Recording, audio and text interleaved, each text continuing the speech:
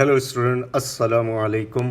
Students, आज हम एक छोटी सी वीडियो के साथ आपके पास मौजूद हैं जिसमें हम पढ़ेंगे करंट एसेट्स क्या है। करंट एसेट क्या है, करंट एसेट किसे कहते हैं अकाउंटिंग में। इसको बहुत आसान तरीके से इंशाल्लाह समझने की कोशिश करते हैं।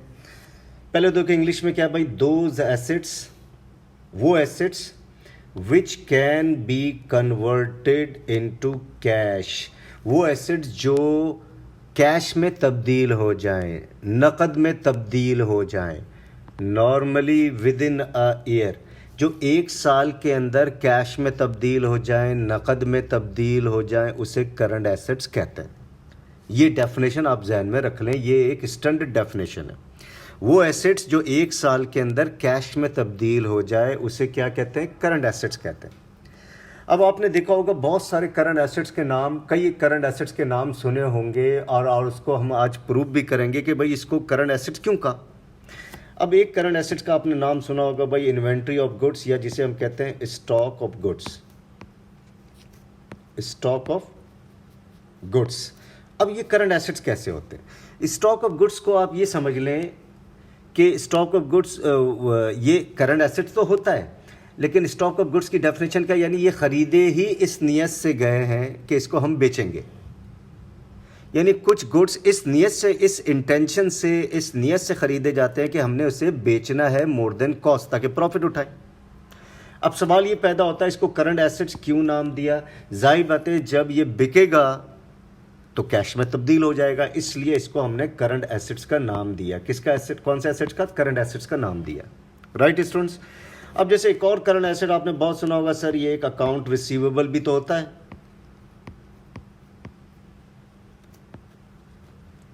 अकाउंट रिसीवेबल भी करंट एसेट्स होता है। अब अकाउंट रिसीवेबल को करंट एसेट क्यों कहा?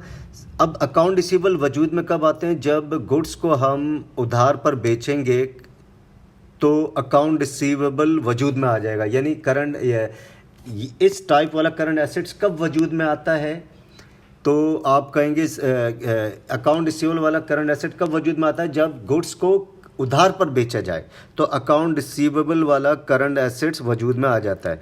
भाई बैठे बैठाए वजूद में नहीं आता है। आप गिलास में चाहते हैं कि आधा गिलास पानी भर जाए, तो सोचने से भर जाएगा? नहीं भरेगा, उसमें पानी डालना होगा। तो हर चीज़ के बढ़ने घटने का अकाउंटिंग में तरीक़ाकार है, दुनिया में अल्लाह ने कोई तरीक़ाकार सिखाया है। अब अकाउंट रिसीवेबल वाला करंट एसेट कैसे बढ़ेगा? सर सोचने से नहीं बढ़ेगा। आप उधार पर किसी को माल बेच दें तो अकाउंट रिसीवेबल वाला करंट एसेट्स बढ़ जाएगा। अब जब कैश ले लेंगे तो अकाउंट रिसीवेबल वाला करंट एसेट्स घट जाएगा।